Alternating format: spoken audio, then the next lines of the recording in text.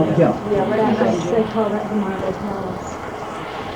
The Hudson River Shorelines Task Force was pretty much developed out of a desire to keep the Estates District north of Poughkeepsie in pretty much an original form in terms of open space, and probably not in terms of land use. But as you drive north from Poughkeepsie, you see this facility is a prime example of an older estate that's been taken over, and then the problems that were just covered in the film in Hyde Park.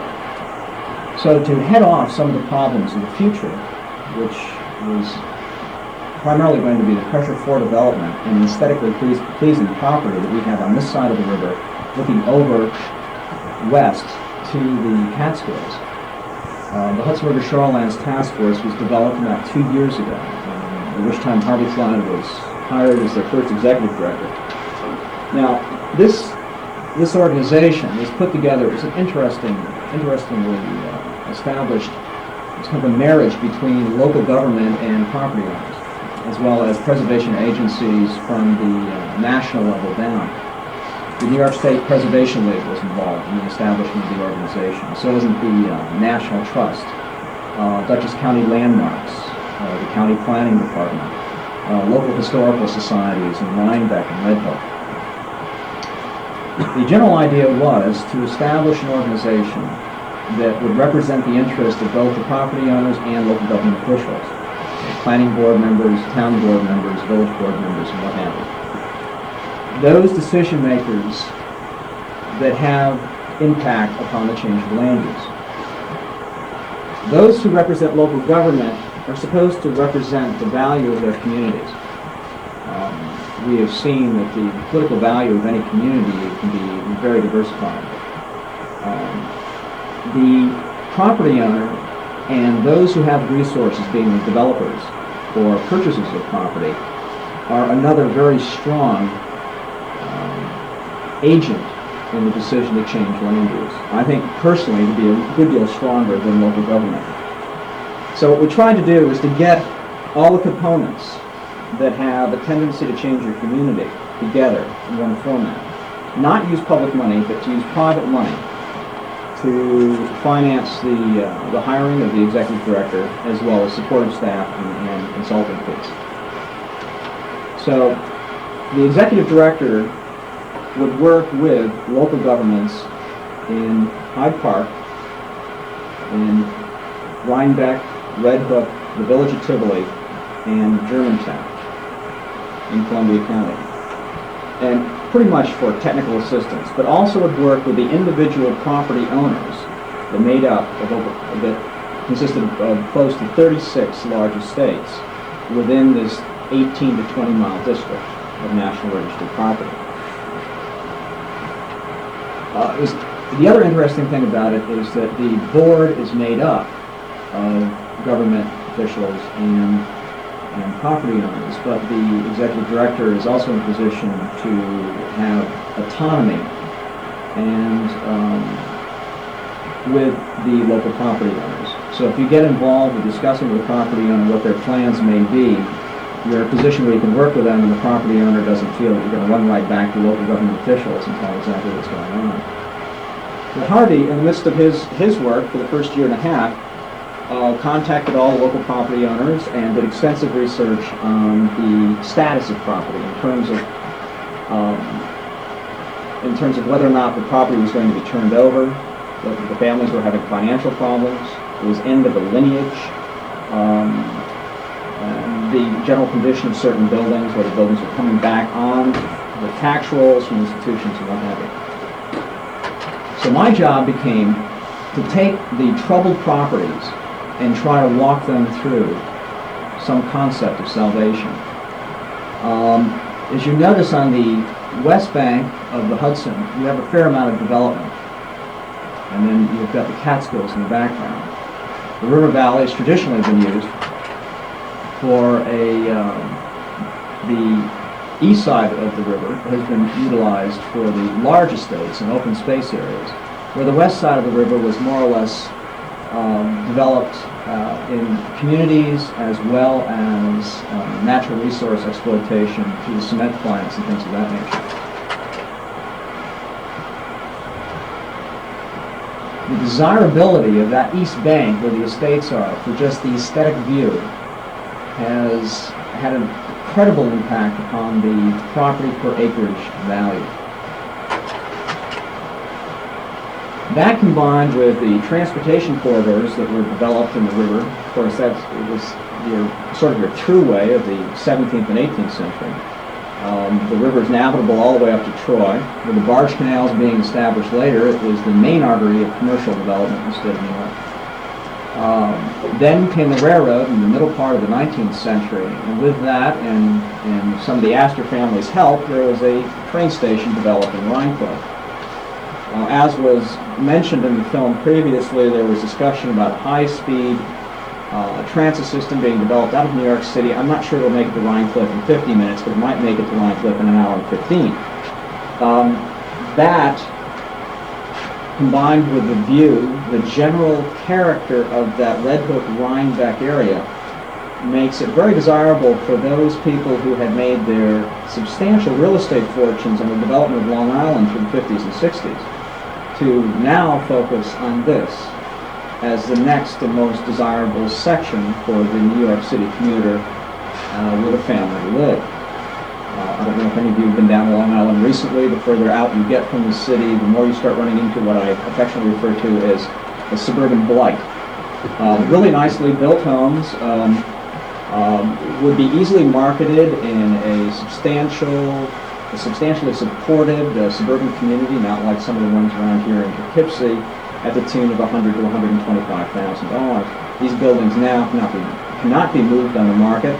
The taxes are so high, and the commuting distance is becoming so long to New York, as well as the reliability of the transit system. You can see in the background, this photograph is taken from Claremont. I have to apologize to Harvey, I didn't include a photograph of Claremont, but we do have a view from Claremont of the cement plants. And what I tried to do when I organized these slides was to offer you an opportunity to see properties that you wouldn't otherwise have a chance to see. And since Claremont is open to the public, I figured probably most of you have been there one time or another. Another great problem in the valley is land use. And it's not just the estates areas, but it's what the estates, the visual perspective from some of these estate lands. There are great discussions about the development of a nuclear power facility in this area. And one of the striking testimonies that had a great impact upon them not issuing the permit was the aesthetic impact from the other side of the river and along the river. Recreation seems to be coming back to the riverfront. I brought a sailboat up from Orient Point, Long Island, up to Lake Champlain in 1972. And I am used to being in Lake Champlain and what have you at that time. I was pretty much new to New York State. I think it was 1970. So we would stop at various places and I would go swimming in the Hudson. And people would make this big thing about it. The yacht clubs, it certainly wasn't the appropriate thing to do. You're supposed to go up there to the pool and, you don't swim in the river. And we would see kids swimming in the river, but didn't see a lot of recreational boats. Not a lot of no water skiing or anything like that. You saw the big barges going by. And the riverfront, I remember in certain parts of the valley, there were fuel tanks, the shipping docks, and this, that, and it was a great place to put your sewage treatment facility. But I thought the river was a wonderful place. I couldn't understand why more people didn't play. Well, more people are. They're coming back. You're getting these packet boats, tour boats are coming up from New York. You're seeing more recreational vehicles. People are starting to say, we want river access. It's no longer viewed as sort of a throughway waterway with big ships. People want to get their bicycles down there. They want bike trails. They want to be able to get their small recreational crafts in the river. Ice boating is a really interesting sport. This year was the best year in 10 years for ice boating at Rhine Cliff. The ice was perfect. I spent 3 days and got one hell of a cold. But it was one of the most exciting experiences I've ever had. Ice boating in the 19th century was the fastest you could go. There's no way you could go faster than on an ice bike. You could go at speeds in excess of 100 miles an hour on an ice bike. You can go 4 times the speed of the wind. And when the ice was right, all the estate owners just came right down to the river. They brought their boats down and they had major competitions. Now it's all changed. They've got organizations established to acquire these old ice boats. The sails are linens made in Egypt in the 19th century to preserve those. To have competitions, but also to allow people the opportunity to go out and play. And so it's no longer the wealthy coming down to the riverfront for ice boat activity. It's just a major recreational activity.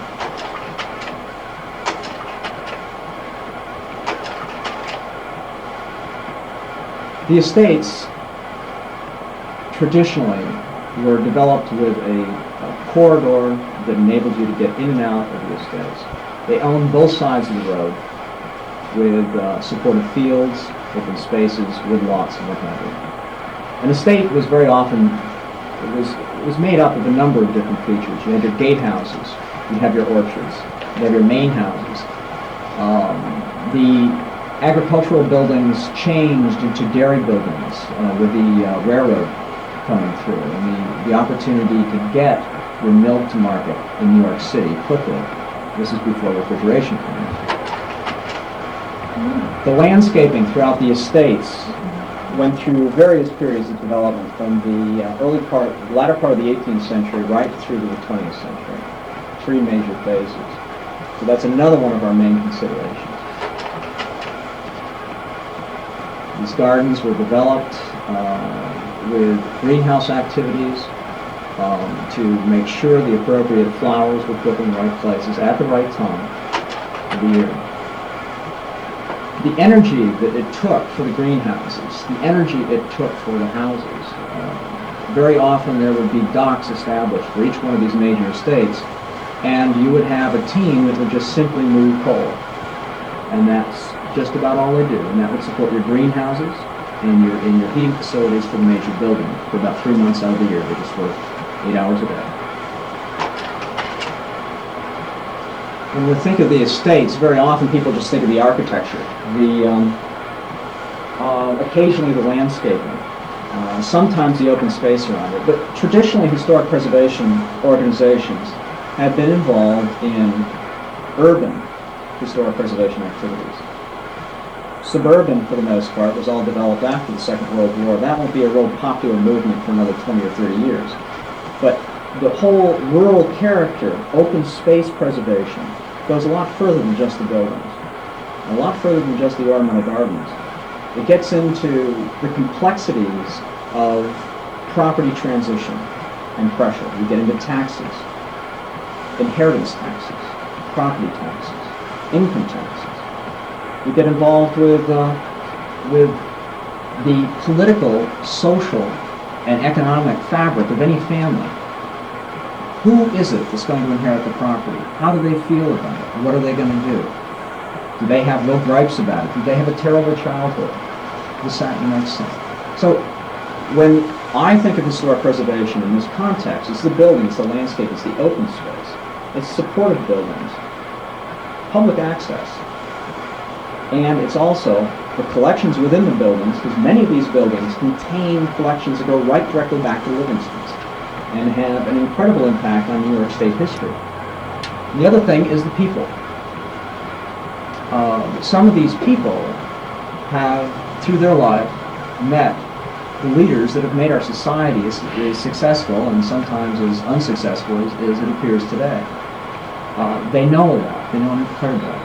They've had experiences that go far beyond what's able to be captured in any sort of written document or film.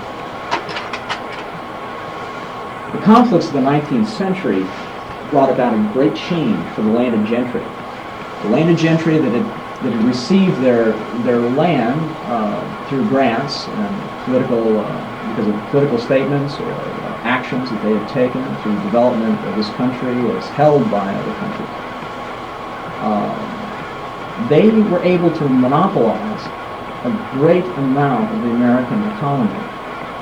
The 19th century had with it a great immigration to this country from other countries, and the wealth was held by few. And a lot of that wealth was found itself occupying this valley only during a 3 or 4 week period through these estates. And with the Depression in the 1870s, a lot of them said, well, there's no need for us to spend a lot of time in the valley here anymore. We'll go to Europe. It's cheaper there to live with their millions of dollars. They came back and graduated income tax programs of the 20th century. The crash of the stock market had a great influence in the redistribution of wealth in this country. And out of that came the problems that we're going to go over today. We're going to start the northern part of the district, and this is Oak Lawn. This is where Eleanor Roosevelt spent her summers as a child, evidently not terribly happy. Presently, the property is owned by the Estonian Fishermen's Association. Well, during Harvey's period as director, he would send occasional letters to them, and he would never get answered. And one day he took it upon himself to stop up and say hello, at which time he was received, but not real warmly. I tried to figure out a way to approach these people. They're from New York, New Jersey area. They come up on weekends. The building doesn't have any water. It doesn't have any electricity. It doesn't have any gas. They simply come up and they camp out. And it's about 8 different families. Well, it turns out the Estonians are very, very close-knit ethnic group, and very proud of their heritage. And whenever 2 Estonians get together, it takes about 2 minutes for them to determine their mutual relatives and this, that, and the next thing. So we dug up an Estonian who's coming up this weekend, and the 2 of us are going to go up and visit and see how that all works out. I'm sure it'll work out rather well because we did check with some Canadian Estonians who appear to know these people, and it should be an interesting experience. The problem we've got with this building is because it's only used on weekends during the summer while the men fish and the women enjoy themselves on the porch. It's not a terribly secure building. It's the sort of thing that kids like to get into during deer hunting season.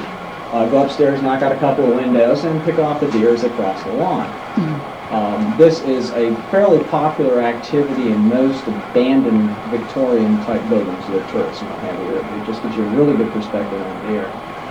And there's a fair amount of open space around these buildings to pick one off.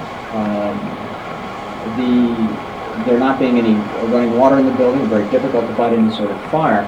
So our major concern is security of the building. That's certainly not its use or the organization that has it, but just generally the security and the fact that the building is starting to deteriorate quite a bit. We want to work closely with those property owners. This is Rose Hill. This is in the village of Tivoli. This had been utilized by the Catholic workers for a number of years. Has recently changed hands. I think in the last 3 years it's changed hands 3 times. The building is very significant. It has one of the more spectacular views of the river. It's very close to the river. The railroad tracks down a cliff right in front of it.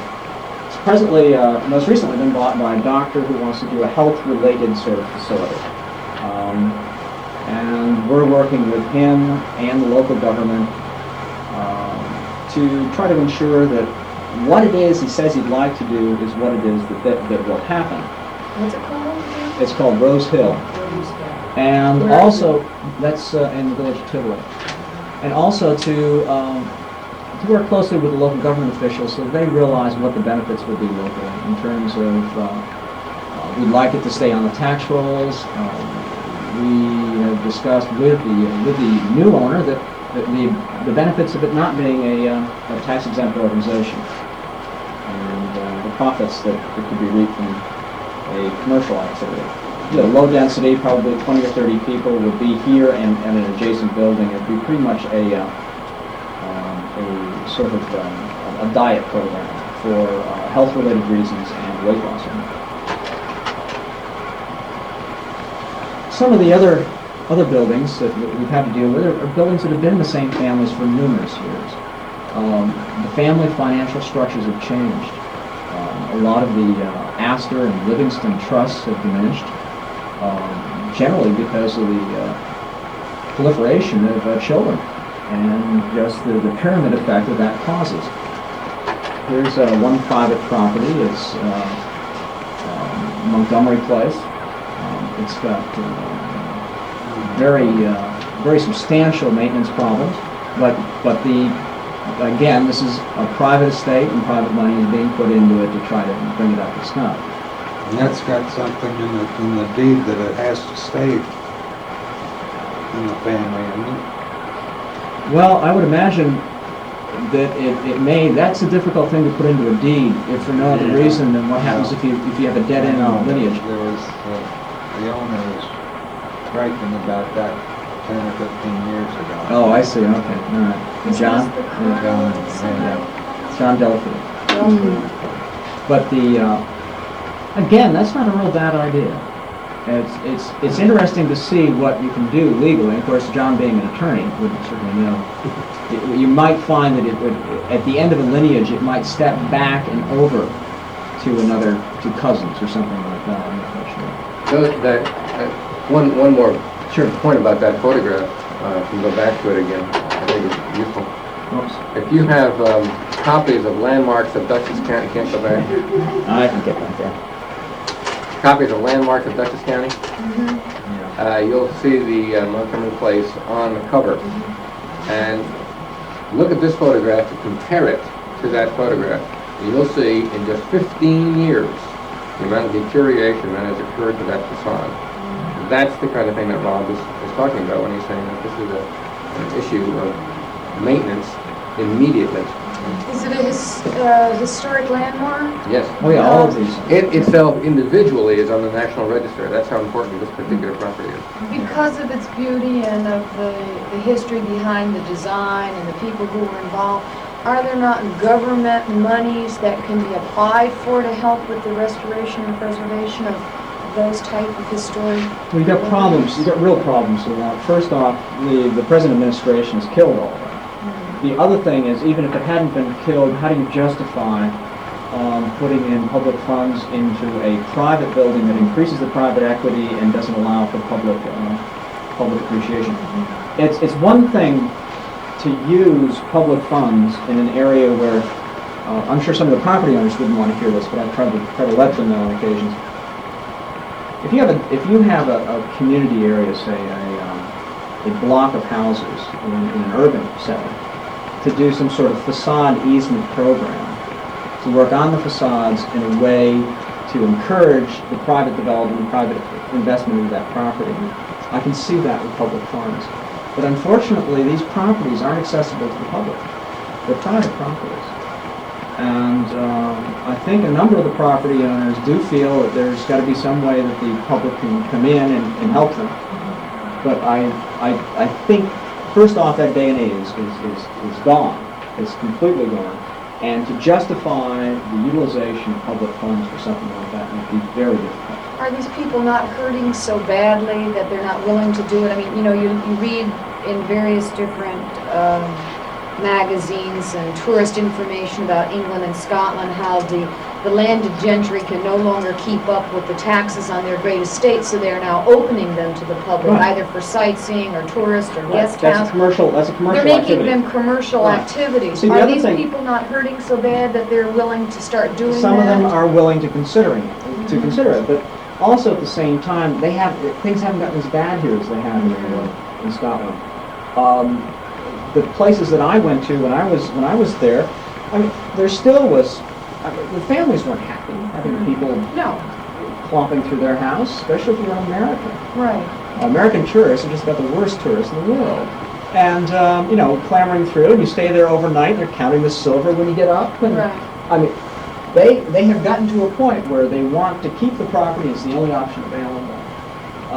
But in our system, here in this country, the property owner hasn't gotten that desperate. Will these places still be in a condition that they can be repaired by the time those people are in such bad straits that they have to do something? Yeah, it just... Another thing can be added to this one. All this filigree and stuff was added on later. None of it's the original house. Yeah, but see, the other problem is when you talk about preservation, the major changes that have taken place in any building as it goes through time. You can start off with say an 18th century Georgian center hall, two-story building with 5 bays across the front and porches on each end. Then it gets Victorianized. You get the bay window above the front door, and you get all of the decorative lintel work above the windows, and you get the cornice and everything. There's a real problem in preservation in terms of what do you do? If you go to pull it, if you don't maintain it, because it's not considered the original fabric, then it's going to cost you a lot more to take that off the building and bring the building back than it would to go through maintenance or the restoration of what's there. Also, the restoration of what's there makes a significant statement in the historical change in the building. It's kind of a historical, social, cultural, political change, because you might have at one time this building going through a classic revival period. You have a certain architect working on it, you have a certain ancestor who was in a position to do that, you have a statement being made for the cultural or the classic revival of this building versus the development of an adjacent property where they might have been a classic revival building being built, and that was in style, it was kind of keeping up with the Joneses, next door. So there's a lot of interesting things, and the major problem with a situation like this, or say a Victorian building, not any of this applies to this one, is that when the maintenance goes, it's structural damage. It's not just the exterior. The cornices go, you get water cascading down in through the building, and it's the structural fabric of the building that really takes the beating. You said this was on the landmarks. Yeah, this is on the National Register. All the buildings you'll be seeing, in fact, all of those properties listed, are on the National Register. Where is that landmarks book available? Or is In the it library, we have a copy. I mean, can you You can purchase still it? purchase it. You can still purchase one, I think, from Dutchess County Planning Department. Yes. Purchase County Planning? Okay, some of the other open space preservation activities are the Ward Manor property and Timber Bay. Situation existed here where a local power company wanted to build a power generating facility on this property. It went into litigation through public hearing process, and it was determined by the Department of Environmental Conservation after much to do that it was it was determined the state's most significant tidal wetland area, and the state decided that they would, by virtue of not issuing the permits, would acquire the property for an open space preservation. It was approximately 2,000 acres. Harvey and I, at the conclusion of this and having lunch, will be going up there for the conveyance of the check, all of this exciting stuff. But this area is absolutely beautiful. I was out there canoeing the other day. This is one open space mechanism that's available. I think it's available for, I would like to see it done for very significant land, but I think the acquisition by government of land as the only mechanism for preservation is unhealthy. It's unhealthy for local government because it takes away the tax base on occasions. This deal doesn't happen to.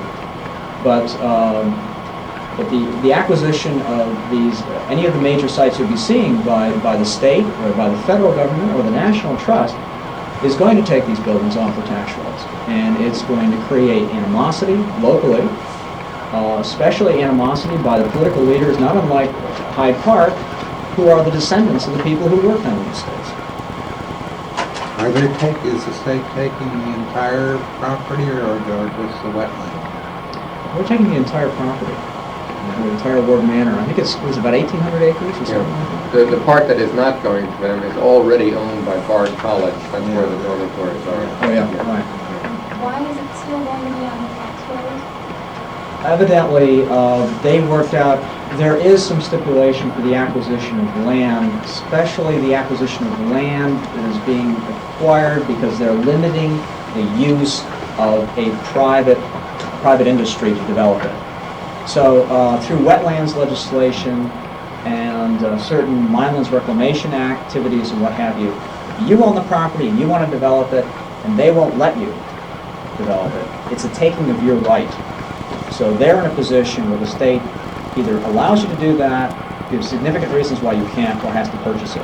Since there was only a small part of that land that, or a small percentage, maybe 20% that was wetland, the rest of it was certainly buildable, but it was an inappropriate place to do it.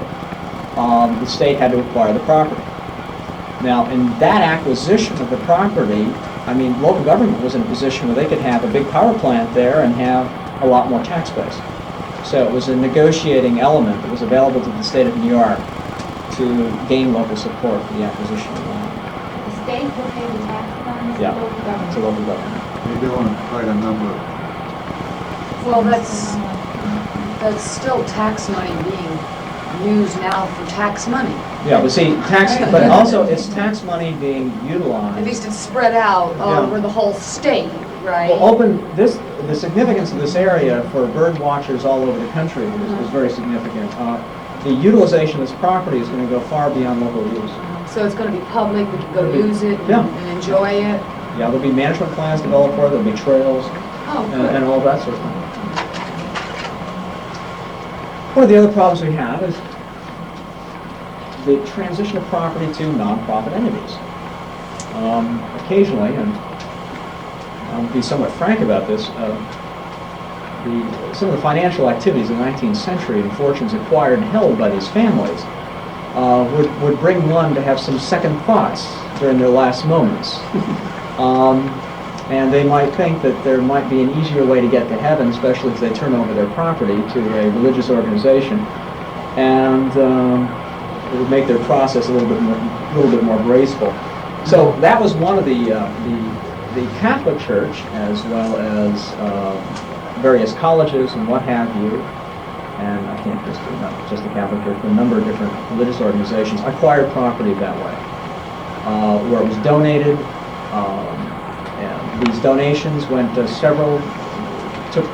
went in several different forms. The Vanderbilt giving the property to the state of New York, or to the federal government. The Mills family giving it to the state of New York. Bard College's acquisition of property. Things of this nature. But what happens is they come off the tax rolls.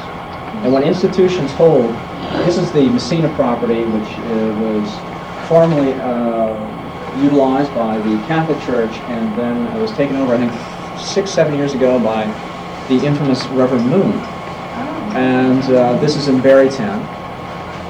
But one of the problems is that when an institution takes over an estate, or any building, significant historic building, you very seldom have, they sort of view that the importance of the property from a corporate perspective. They're going to focus primarily on what their institutional mandate is. You know, if it's education. That's Rose Hill?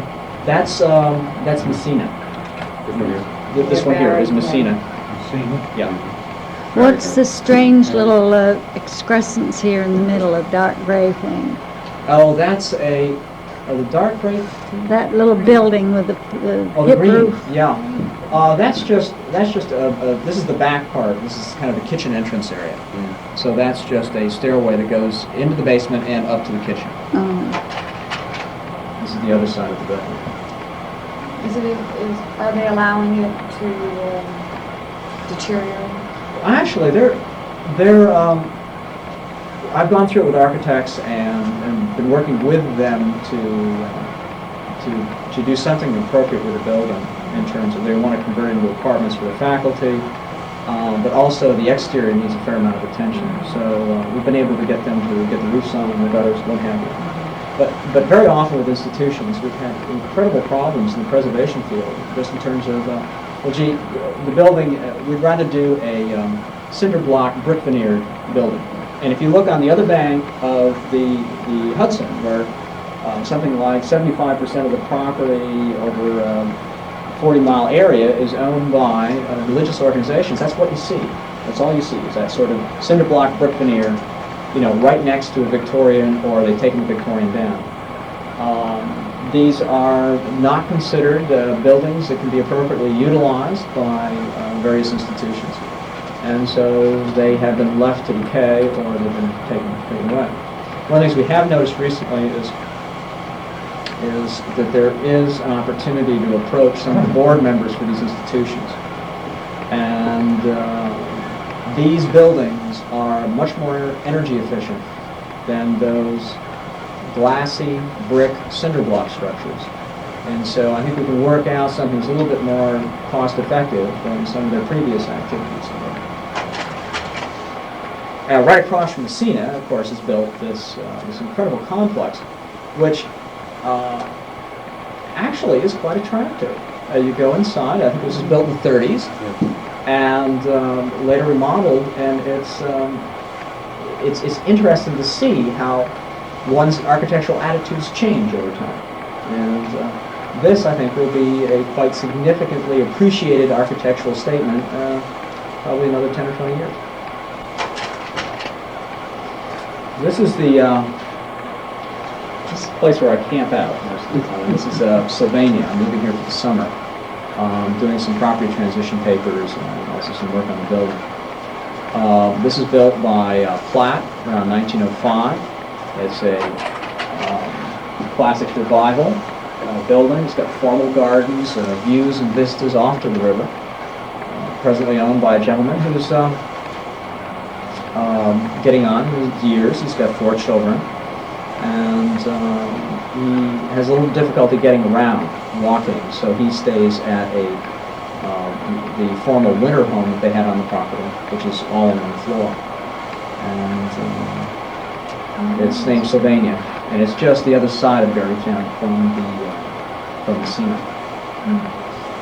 Now this property is, we're going to have to do a property transition paper, work with the attorneys of the estate, find out who inherits what, how, when, and where, and whether or not they'll be insured the resources to maintain the property and preserve it, to try to keep this 200 and some odd acres from being broken up into building lots. Also, the other thing that I find myself doing is warding off various non-for-profit organizations. There are still people in our society who can very well afford to own, restore, and maintain significant properties. And I think also having these people in our community can be of great benefit. Now, this was originally built by who? It was originally built by John J. Chapman. The architect he hired for the work was a fellow by the name of Platt. Platt did a lot of Italianate revival architecture and landscape architecture around the turn of the century. It's a fairly modern building by, relatively speaking, to some of the other ones. Who was Chapman? John J. Chapman was a scholar. He married one of the Astor orphans, who was Who got the money? who had the money, but his family also had money. They had extensive real estate holdings in New York City. See, the other thing too is that, well, especially with the Astor orphans, I think there's 9 and got itself down to 7 by the time they all matured. The girls were only left 1 million, but the boys were left 2, because the girls were expected to marry. And you always married to the appropriate family. That's where the expression blue blood or thin blood comes from. It became a little incestual after a while. You sort of marrying your 3rd cousin, your 2nd cousin, and your 1st cousin. But it's these are all Livingston Astor. And this falls directly into what Harvard was on about. This is Rokeby.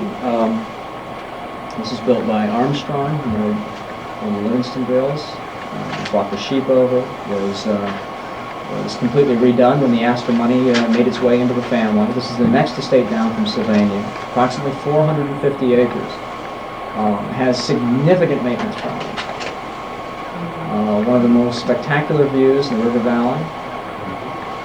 Now, that's one of the estates That you'll be that seeing. is bringing the public in to try to help restore it, because I went and saw a 5-6 hour long, lovely Three Sisters, Chekhov's Three Sisters was held there. Wasn't part of the money to go to help with some type of restoration? At least that's what we were led to believe. It's an attempt, yeah. Yeah. Not much accrued out of that, but that was an idea. It was a very lovely idea. They had Right. minstrels, and the Right. play took place in the house, so that you actually sat in the living room with the play going on around you, and it was packed. Right. We had more people than the room actually could handle. It was I heard lovely. a comment by the senior lady of the family was, at the conclusion of the play, this is just like her family.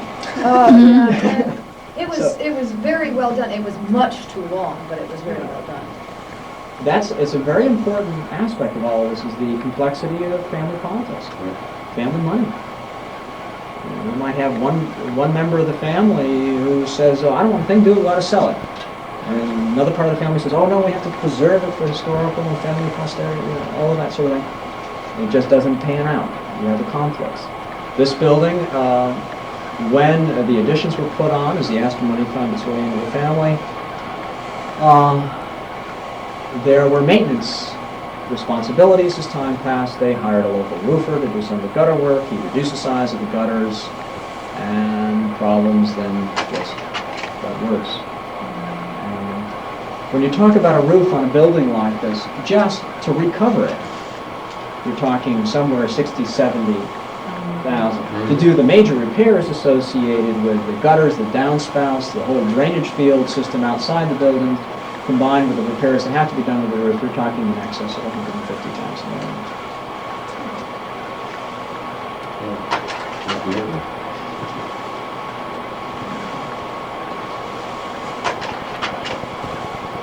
Another building, it's called Marion Road, had been, or the Obolinski Estate, found its way off the tax rolls about 5 or 6 years ago and was taken over by an organization called TOWNH. At which time they built a little trailer park, and I think it was some sort of a retreat that was utilized in the summer, and some of the architectural fabric inside the building was significantly changed. The stairways and partitions were put between the rooms. This building was built around 1920, so it's very well built. We've got good Portland cement, brass, heating system, piping, and all of that sort of thing. The best of everything. So the deterioration is somewhat limited. But the building was empty for the last 2 years. During that period of time, it was popular for the locals to come down for beer money and abscond with the brass downspouts,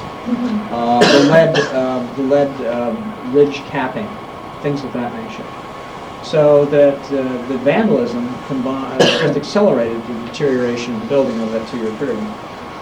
And the replacement of which is very significant. Nice little things like the digging up of some of the graves of their pets, of the Obolinski pets, trying to find out if they had been buried with their jewelry or something of that nature. Accessibility to the property being from the railroad tracks. And people went through great problems to get a little piece of lead or a little piece of this or a little piece of that. And then it's brought to the local salvage yard and somebody has enough money for an afternoon's case of beer. So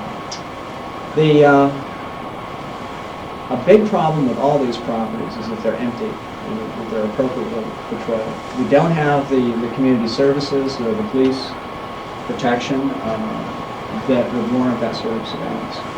So who owns it now? Team Challenge? Oh, it's been taken over by a fellow who is presently going to turn it into an inn. This will have 9 rooms. It will have a very formal and nice restaurant. It'll have buildings built off to the right-hand side, far enough away from the building so it won't detract from the character of the structure. Maybe build 1 or 2 or 3 buildings that will house up to 50 units. And these units will be used for, or it's being discussed now, the possibility of them being used for rooms. And where really is it? It's right in the center of the district. It's in the town of Rhinebeck, and it's just north of Rhinebeck. And this is something the community needs. Right now, if you, What use is it? it would be a country inn. Country inn? It's on River Road or someplace in there? Yeah.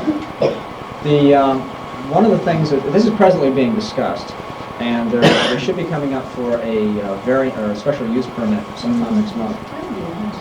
So the general idea now is that if you want to come to this community to see all of these historic house museums that are in this whole section, and you want to stay overnight, and you can stay at Hyde Park Motor Inn. Longtime director of Hudson Valley Shorelines Task Force is going to talk to us and show us the film Hyde Park. And Robbie Stimson, who is now the executive director of the Hudson Valley Shorelines Task Force, is going to tell us about the great estates and environmental and landscape preservation, that type of thing. And since I haven't heard what either of the gentlemen have to say on it, it's going to be interesting for me too. And I think what I'll do is turn it over to them and let them say their explanatory words and go on with the show. Okay. I didn't know he was, Why don't you pass these around, making reference to some of the... That's the same one. We're going to be dealing this morning with the shoreland on the eastern shore of the Hudson, Dutchess County primarily, although also Columbia County, running, generally speaking, from Poughkeepsie north to Claremont and then north to Germantown, Hudson area. More specifically, the map that you have in front of you goes from approximately Staatsburg, which is in Hyde Park, north to Claremont. And that's, including to Germantown, would be approximately 20 miles. That 20-mile stretch of shoreline is quite interesting, has been nominated and is on the Federal Register as a National Historic District. There are two districts, in fact. The land from Staatsburg north to Claremont is the 16-mile National Historic District. From Claremont, which is the Columbia County border, north to approximately Germantown is another 2 miles. That's known as the Claremont National Historic District. which one's Claremont? The map here goes South one? the map actually goes as far north as Northwood, but you see Claremont. I mean on That's the right. national, Oh, historical. Yeah, Claremont is within the Claremont National Historic District. It itself is All of Columbia County. all the Columbia County ones are in that one. Yeah, right.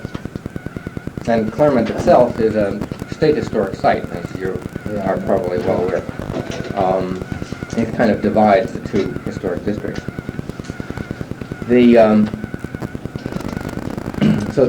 And as you see, the National Historic District generally goes east from the shore, approximately half mile to a mile inland. Now, this area is also noted in the state for being the first New York State designated scenic area.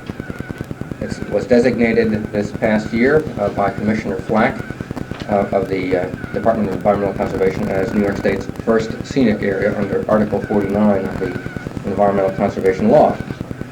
So there are two distinctions, if you will, for this, from both the state level and the national level.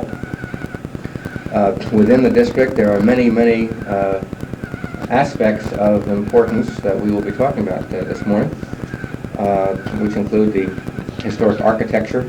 The architecture actually runs from the early Dutch period all the way up through the modern period, including many examples of Victoriana. Also, the district is noted for its landscapes, landscape architectural history. It's noted for its ecology, and the coves that run along the shoreline are very important, and we're very pleased, Rob will be talking about this a little bit later, that today Commissioner Flack is officially accepting this from Central Hudson, one of the coves at Tivoli North Bay, from Central Hudson for a nature preserve. It's also important for its social history. And I'd like to start off a little bit this morning now with a little bit on the social history, and then lead into a kind of into film, and then Rob will show you some slides. Our basic premise this morning is that our interest is in the historical landscape, and that this historical landscape is one that has changed over the last 300 years by virtue of social activities, different decisions on the land, different perceptions about the land by different people who've lived on the land. And the question that we will raise for you all to consider as you see historical properties, and in this case an entire district of land, is what are the actions that we are taking today which will, in history, as seen from 100 years from now, have changed this settlement and this landscape for the better or for the worse. Therefore, the film that you will see in a minute deals a lot with issues of planning. It is a concern in terms of the small village and town of Hyde Park, which is the Scottsburg area. And on this map, it goes down a little further south, actually into the village of Hyde Park. As to the history of the estates along in the Hyde Park area, why did it become what it is today, which is quite a different settlement pattern. Route 9 is certainly quite different than what it was 100 years ago. So those are the kinds of issues and questions that we're going to be raising. Now, originally, the settlement occurred, as most of you I know are all aware, through a land tenural system known as a patroonship system. Back in the Dutch period in the 17th century, in the original settlement along the Hudson River, both initially was at a few settlements, including New Amsterdam and, of course, Fort Orange, Albany, and a few along the Hudson, which would be Kingston and so forth. But that the mainland along the eastern shore here was eventually to be divided among large land owners. This was consolidated under the British when they took over in the 1680s, and the patroonships divided up the land, which is now Dutchess County and Columbia County. One of the, among the many large patroons, like Van Rensselaer and Van Cortlandt and Phillips, was a man by the name of Livingston. Now, Robert Livingston, who's known as the first lord of the Livingston Manor, arrived from Scotland to America in 1672 or 1673. Very interesting individual. He was raised, although he was Scottish and spoke English, therefore, obviously, he was raised and educated in the Netherlands, so that he spoke both Dutch and English. And so when he came to New York, he was able to go to Albany, which was then, of course, heavy into the fur trade, and become part of that fur trade and government activities that occurred because of it. He was, in a sense, a very useful person for the English, because he could translate, because the Dutch, of course, still had a lock on a lot of that. Eventually, by virtue of his political acumen and his financial acumen, he was able to purchase approximately 160,000 acres. Most of this was through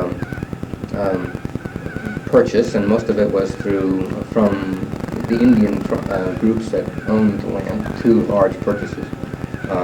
It's difficult to tell whether these things are actually purchases or whether they are, in fact, grants when you come right down to it, or just takeovers. But essentially, this created what was called Livingston Manor. It's essentially all of Columbia County and part of Dutchess County. It was a lot of land, no question about it. He married Alida Schuyler from New York City, and this gave him a little more political and financial backing. And he set up a fairly nice, as I say, manor, as he called it. Eventually, this manor was to be divided. And this set up something that had occurred ever since through the Livingston ownership of this land, which is that much of the land would be divided among children into parts. And this has occurred all through the time. So that what you're seeing now in this map are examples of Livingston properties which have been granted from perhaps originally and then down through their families. It was actually divided into two. Most of Columbia County was given to his eldest surviving son by the name of Philip, who became therefore the second lord of the manor, and his succeeding son, whose name happened to be Robert, unfortunately, because there's so many of them, was the third and last lord of the manor. That lasted until 1790. So you can see that this actually was about a 100-year period of lordship and manorship, of which a lot of interesting things would occur. We're not going to get into today, but you probably have gotten into on tenancy problems, farmers, revolts, and that kind of thing. His second son, which is more important to us, his name was Robert. So it was Philip and Robert. And Robert was given 13,000 of those 160,000 acres, which is essentially the town of Clermont. That's the land of the Columbia County south of the Roloff Jansen Kill. So that's this area just north of Clermont, as you see along. And if you were to go up about where Northwood, that's essentially where that stream comes through, the Kill. And that is the shoreline. That goes in the town of Claremont. Now, he was given this because this son, whose name was Robert, was very effective, apparently, in fighting off some Indians who were attacking something or other. And so his father, who was the first Lord Robert, gave him that land. Now, this second son, whose name was Robert, took that 13,000 acres and he built a small house down there, which was in 1730, which was Claremont. And he became therefore known as Robert of Claremont. His son was also, of course, Robert, who is known as Robert the Judge, Judge Robert of Livingston, who lived from 1718 to 1775. He received that 13,000 acres, and which was essentially the town of Claremont. And he also was able to purchase the Great Hardenberg patent over in the Catskills, 240,000 acres. So he was a fair amount of money and land. And he married, most importantly, Margaret Beekman from Dutchess County. And she was the daughter of Colonel Henry Beekman, and they had some lands in Dutchess County. And so so Judge Robert was really fairly well off. He was the second owner, as I say, of Claremont. They had Margaret Beekman Livingston and Robert Livingston had 10 children. These 10 children were eventually to divide up the land, and as you see it now, this essentially would become what came from their division. Their eldest son was, of course, called Robert, and he's known as the Chancellor because he was the first Chancellor of New York and was very, very important during the Revolutionary period. Now, it so happened that Margaret Beekman's father, Colonel Henry Beekman, Margaret Beekman's father-in-law, who was, of course, Judge Robert Livingston, and her husband, Judge Robert, and her father-in-law, who was Robert of Claremont, all died in 1775. So she ended up with the property with her 10 children, and essentially, very quickly, was to give this over to her eldest son, which was known as the Chancellor. Meanwhile, during the Revolutionary period, Claremont and, as I said, the Chancellor were very involved in revolutionary activities, and the British were very angry about that and came up in 1777 on their way to burn down Kingston. On the way back from burning Kingston, I should say, they stopped off and burned down Claremont. Margaret Beekman Livingston was very upset by this, and she appealed to allow the militia of their area to rebuild Claremont. And it was seen as symbolic enough and important enough to do so. So they spent the next year rebuilding Claremont. And photographs that you'll see that Rob has and so on of Claremont will be of Claremont having been rebuilt in 1778. And that's what we have now up in the state park. This was given, as I say, eventually it was given to the Chancellor. The Chancellor lived there. He also built a house called Edel, which is next to it, which has eventually burned down. But that land is known as essentially his, the Chancellor's. The Chancellor was very important, as I say, during the Revolutionary period. He was one of the 5 people to draft the Declaration of Independence. Those of us in New York State history are very proud of that, and it seems that nobody knows about that. You hear about Thomas Jefferson and so forth, and John Adams, of course, but hardly ever about the Chancellor. And he was very important in that period. He did that. He was also an ambassador to France, just like Benjamin Franklin. He was a progressive farmer, just like Thomas Jefferson. He raised sheep and did a number of things. And he was also progressive in technology, and he was eventually to support a young man by the name of Robert Fulton in his ideas about building a boat and a steam engine. And, of course, the Fulton Folly eventually became the North River Navigator steamboat, but it was called very often the Claremont, after the Chancellor's support of Robert Fulton. Fulton eventually, as a matter of fact, married one of the Chancellor's daughters. So there was a lot of interplay there. Now, I said there were 10 children, of which the Chancellor was only one. The other children included, you know, women and men who would go up and down and marry and eventually settle this landscape along here. There are many very important estate properties, which you will eventually see photographs of. Montgomery Place was eventually built by Janet Livingston Montgomery, who married General Montgomery, who was important in the Revolutionary War. He was one of the two generals of Dutchess County. He went off to fight in Montreal, and then eventually he lost his life leading the charge in Quebec. Janet Livingston Montgomery, they were building Grasmere at the time, and then she was upset about losing her husband. She went over and eventually built Montgomery Place, which is a very important structure. And Alida Livingston, which is another sister of the Chancellor, married General John Armstrong, and they built what would eventually be called Rokeby. It was called La Bergeraie at the time because he was an ambassador to France. He came back with Napoleon, from Napoleon's France, with a herd of sheep, merino sheep, very important to the establishment of the sheep industry. Does Margaret Beacon have anything to do with Beacon? Yes, I'm sure she does. I don't know the exact connection, other than the fact that I believe I'll have to find that out. Where Colonel Henry, you know, her father, to what extent that tavern, as it was owned by. Beacon Orange for very long. It has not been. No, it Okay, had I don't know. another name. But then it might not have been at that time. But certainly land up in that area was owned by some of the people. Excuse me, the Beacons too now, there's a town of Beacon just... The Beekman patent, which 1680, whatever it was, 6 or so, was the town of Beekman and the town of Pauling.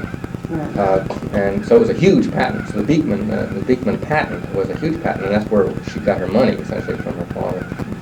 That was basically what it was from, the southern part of the county. So I don't know. I don't know the connection. I don't know why it's named that, and I don't really know that. That's a good... Other than this. Alida married who? Alida married John Armstrong, and you see it there as Rokeby. Yeah. And Rokeby was, he was, as I say, Armstrong was a very important person. He was the author of the Newburgh Papers, for those of you in revolutionary history, and which, of course, was a big problem for General Washington, the possibility of treason and so forth. But later he was minister to France. He replaced his brother-in-law, who was the chancellor.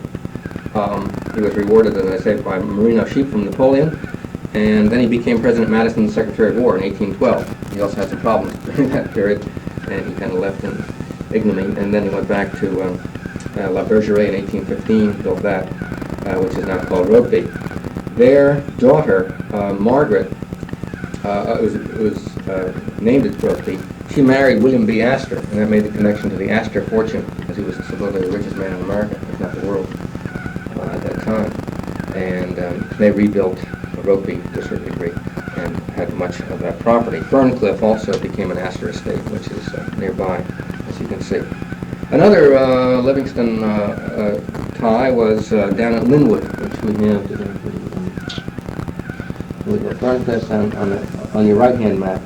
It's almost down as far south as we're getting in just a second. Linwood. And Linwood was Chancellor's sister Margaret, who married Thomas Tillotson in 1779. And Thomas Tillotson was Surgeon General. He was General Washington's surgeon, personal physician, and so on. They built Linwood in 1794 initially. It was eventually then sold to John James, who was the father of William and Henry James, both of whom, of course, are extremely important in letters. William James, philosopher, Henry James, the author. And then eventually to Jacob Rupert, who was a famous beer baron in New York City. And there are some very humorous stories about what went on during those days. And you see up here, just north of Linwood, is Wincliffe. And Wincliffe is also a place where a beer baron, at one point, there were two beer barons next to each other, and they would pipe cold running beer out of the tennis courts and things like that. Really, it's kind of amusing things. So, Now, isn't it the Catholic order of nuns or Yes, the Ursuline, Linwood now is the Ursuline Sisters, and that, the new structure there was in 1969 by Poughkeepsie architect, and it's really very well done, very nice and sensitive to the point of the land. Which architect was that? It's on Park Avenue, Park Place. Canaan. I keep Paul Canaan. His name was just escaping me. I knew I know his house. Okay, Paul Canaan did a very nice job. They have a small kind of gazebo place out on the point there that they invite very often the public to come to use and so on. So one of the most spectacular views south and southwest that this whole river has to offer. Absolutely spectacular. Going further south, now we get down to Stottsbury, and we get into Mills Mansion. And Mills Mansion, which is now in Mills Mansion, it initially was built by another of the Chancellor's sisters. She married Morgan Lewis, and also rich and famous and so forth, and a rather unimposing structure. The present structure was eventually constructed in I believe it's 95, it might be 98. I would have to look at my little notes here somewhere. And that, I have it right here, 1890, okay, yeah, the original, 1832, that was Chancellor's sister's name of Gertrude, who married Morgan Lewis, and that burned. Then they rebuilt an 1832 Greek revival structure, which was then extensively remodeled in 1895 by Stanford White.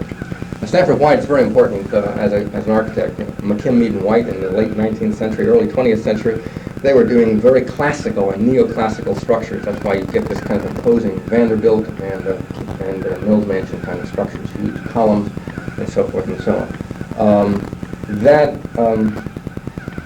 That's the Mills Mansion. That was 1895. Also in 1898, Stanford White did the Vanderbilt Mansion for the Vanderbilts. Also very imposing and very austere. White, by the way, in 1902 did the White House. So you can see the elements, the Mills Mansion and in Vanderbilt Mansion, of what would turn out to be the White House in 1902 in Washington, D.C. That gets us down into Hyde Park.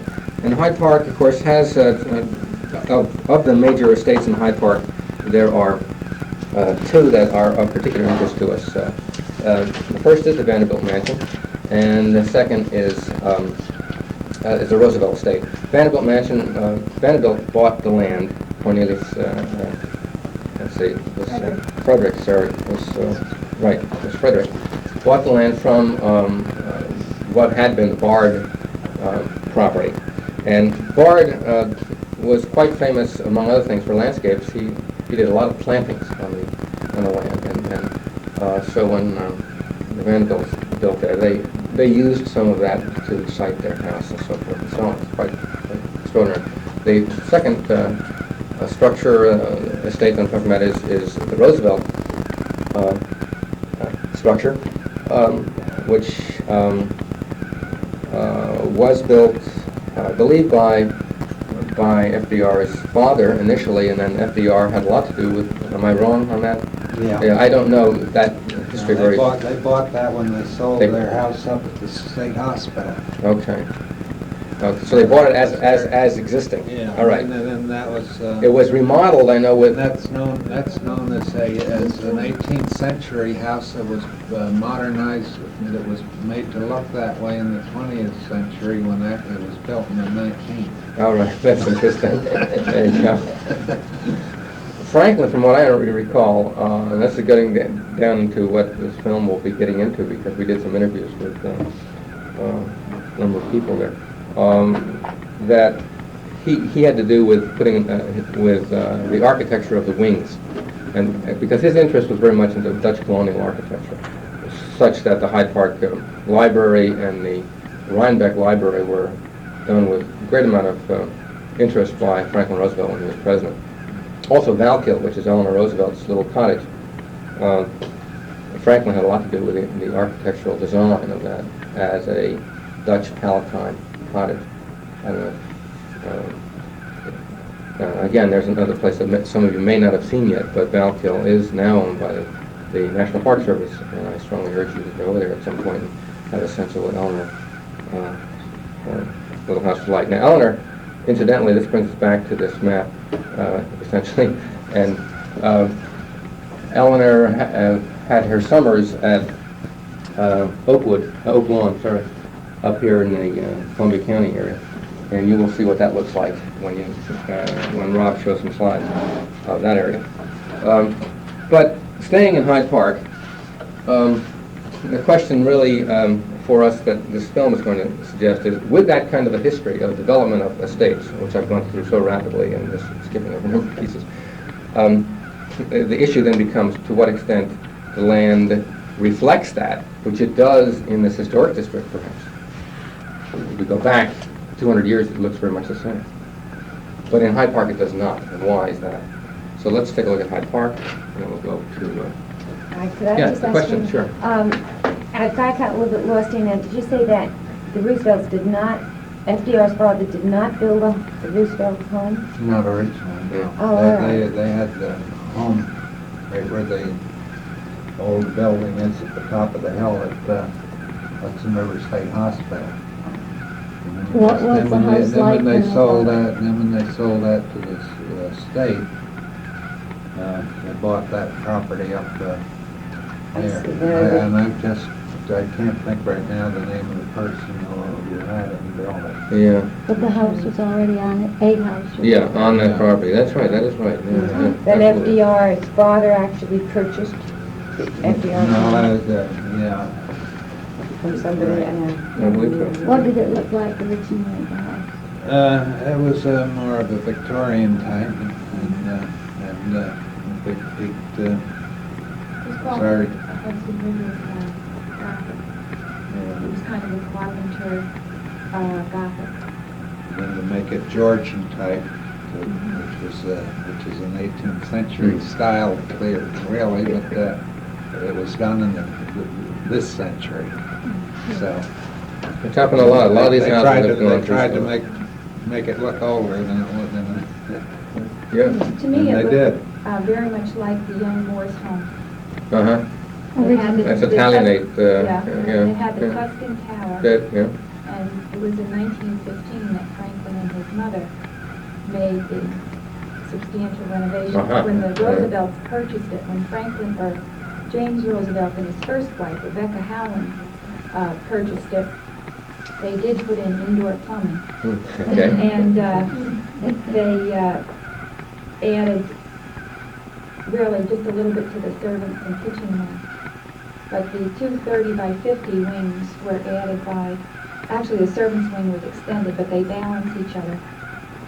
The Roosevelts, the original Franklin father and his first wife also added a smoking room, and a little porch, which became a bedroom and so on. So there have been extensive renovations, but basically it looked like the young Moore's home until 1915. I've always understood that it didn't really compare with several of the other houses along the river.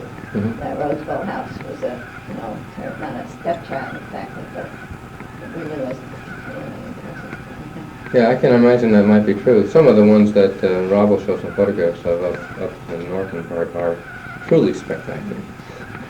Although Eleanor, Oak Lawn is, well, you'll see it. It's not really spectacular. Well, they weren't of the same cloth almost. I mean, the Roosevelts did not have the money that the Esters, the Vanderbilts, the Livingstons did. Right. What did we learned, I went over to Valkill for a class, and when the whole Roosevelt estate, when Franklin died and everything, the whole thing was worth $1 million. When Vanderbilt died, it was worth $440 million, and his estate inheritance tax was something like $40 million to the government alone. So, you know, who was Roosevelt? He weren't anybody. I mean, you know, in terms of money and old wealth and that type of stuff. They weren't those type of people. What did Roosevelt, FDR's father do? What was it? What did he do for a living? I was a guide there. Yeah, there we go. This is all great. James Roosevelt inherited wealth.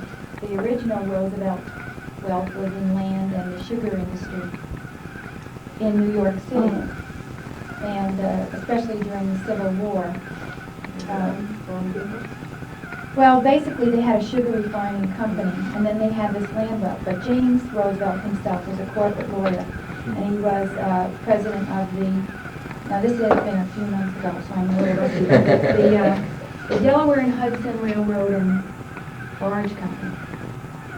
And he raised trotters. For example, he sold a trotter. That's why they purchased that particular farm. And he sold one trotter to Leland Stanford for $10,000, which was quite an amount. And it was killed in a railroad crash when a ship got But no, it never got to California. But he was on the board of directors of several companies. He was a lawyer, a college graduate.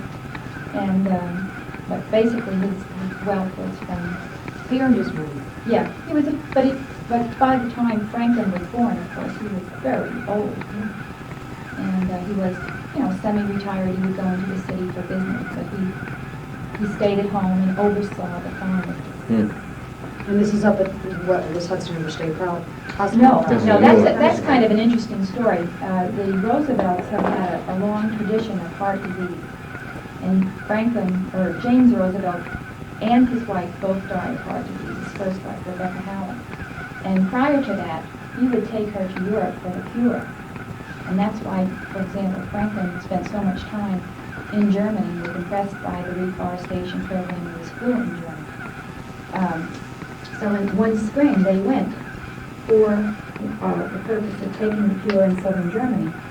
And supposedly, they rented their house to a New York City family. And the butler was, this is all rumor, I'm sure, but the butler was reluctant to stay there and set a fire. So the place burned down. And when the Roosevelts came back, they had to decide whether to rebuild or purchase. And they had, by this time, enough political connections. James Roosevelt was probably the first immigrant, such as him. And they heard that the state was building an insane asylum to the south of their property.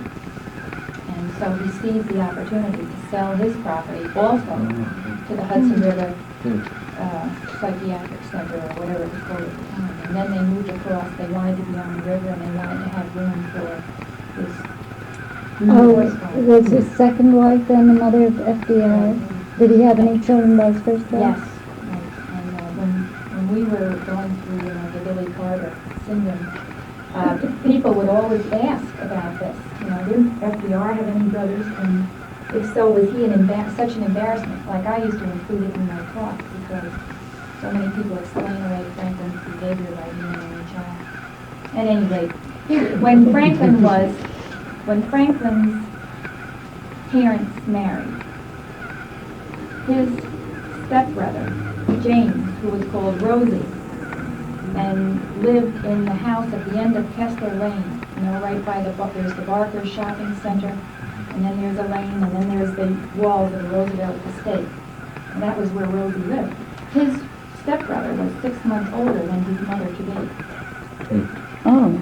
So when Franklin grew up, his playmates were actually his nieces and nephews, James R. Roosevelt Jr.'s children. And he died long before FDR. Junior the only child of the first marriage? Yes, and the only child of the second marriage was Franklin. And Franklin's father died when he was 18. Different time frame to grow up in. Well, you see, now you took notes. I took notes, but you can use my notes. Next time. Great. Thank you, Karen. The Roosevelt home was actually a place where they lived 12 months out of the year, pretty much. They had a home on East 64th Street, I believe. And they went for the season, November through February. They spent their summers at Campobello. They went late spring and early fall to Europe. None of these Hudson River families summer in the Hudson. They thought this was... Yeah, but now this, you're talking about FDR or his parents? Mother and father. That lived in Campobello too? Yes. Oh, okay. Well, he didn't own it. It was his mother's house, right? He never really owned the FDR. He owned the house for 4 years. Yeah. His mother died in 1950. 1941. Right, he didn't, it wasn't All through anything. his life, the first strings are... She really Now, he bought all that property where Valkill was and Right. stuff, and then sold part of it to Eleanor and her friends when they put Valkill in, and then she bought her friends out at some point in time. But let's go on with this, because otherwise we'll never get Yeah, done. we keep moving. That's another lecture. That's another part of the whole thing. Okay, good. Let me just say a few words about the film that you're about to see. That it is was shown on national public television. Has received a lot of awards for that kind of thing. It's a documentary film that uses strings interviews along. The interviewer, myself, is involved in the interplay. It also includes a lot of humor in it, we hope, so enjoy yourself with it. The juxtapositions of what you hear and what you see, I hope they spring things to mind. It's a serious film, but it has those moments, I think, that liven things up. When you mentioned Vanderbilt's taxes, that'll come up in the film, and I think that's where I'm the butt of the joke, but it's okay. And if anybody's cold, let me know, and I'll turn the air conditioning down. And we'll try this. I'm not a AV technician either, so let's see what happens here.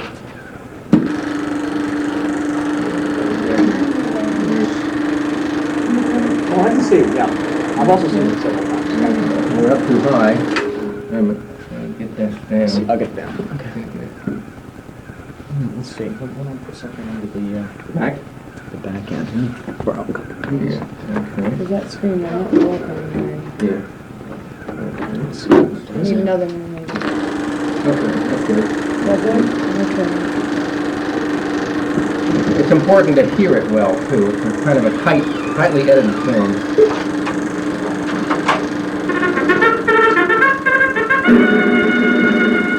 New York City, surging crowds everywhere, uproarious cheering as the news comes in early. Roosevelt has swept the nation, leaving little but the crumbs for the rowdy GOP. The smile of victory. He stops for back home in beautiful Hyde Park with Mrs. Roosevelt and their 4 children to speak to old friends and neighbors and to shake hands with folks who came from miles around to greet neighbor Frank. To be greeted by his adoring mother. Frank D. Roosevelt. Franklin D. Roosevelt. 292. You please sign here. Hold that, Charlie, for a second.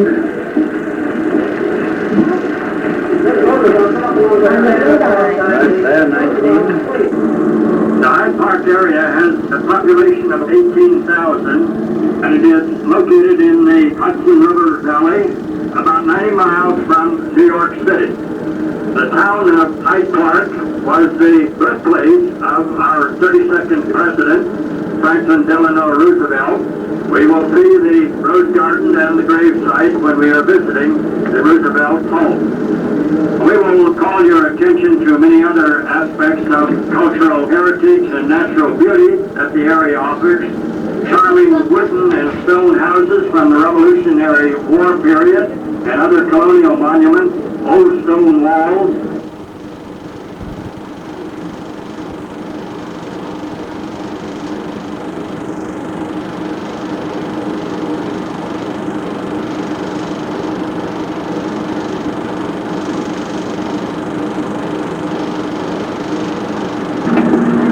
Taught me how to ride out in that field, in this field. None of us thought 30 years after he was gone there would be a shopping center just to the south of us and a movie theater across the road and a housing development from the Howard Johnson and so on. Well, how did that happen? Well, he left the life estate to my mother and my 3 brothers and sister and myself.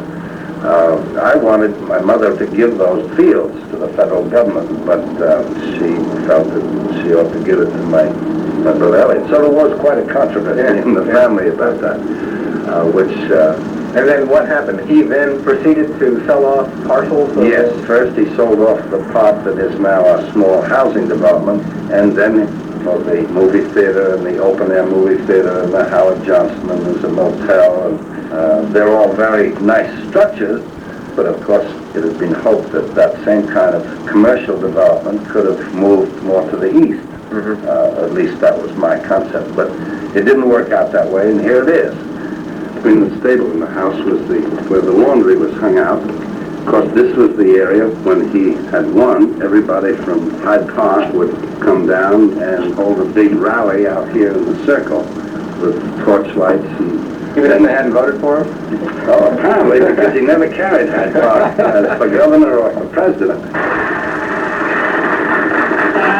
Have been falling there, but you still feel when you're sitting on these steps that this is the peaceful place that he loved to come back to, with the beautiful view of the river and the charming way of life that he enjoyed. So I guess there's a certain ambivalent feeling that you have, obviously, in terms of looking at Route 9 and seeing all that development going right down it, and the shopping center right next door. Well, luckily from here you don't see it.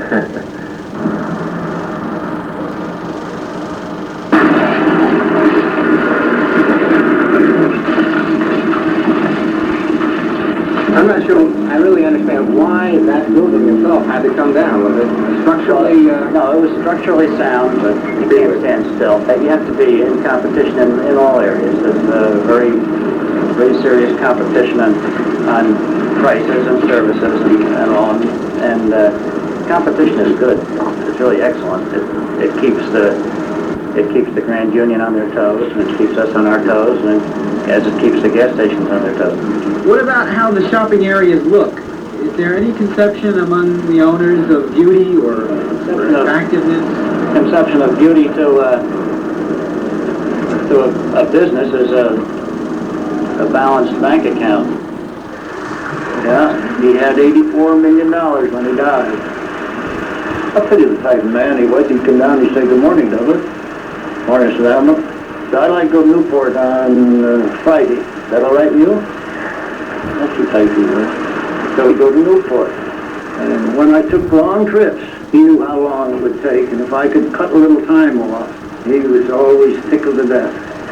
When he pulled in front of the house, he'd say, "I enjoyed it, Douglas. You cut off 5 minutes." He says, "Here's a little something for your trouble." And he'd slip me this bill all folded up, and I'd thank him and slip it in my glove. See? I see. And it was always a $50 bill. Where did most of the people in the town work? There was nothing here in the village for the people. They worked for Vanderbilt, Two Roosevelts, Rogers, New Bow, and then you got up into Statsburg, which was the Hoyts, Millses, Huntingtons. You didn't have an IBM employ hundreds of people then. It was all millionaires, and that's where the people worked. When she had a party, I had to have 5 men down here to drive automobiles, and this would be for Count and Countess so-and-so, and this is for the Duke and the Duchess. And when the Duke would come out, whoever was assigned to drive the Duke over, they'd go. Sometimes they'd go up and stay all day and never move a wheel.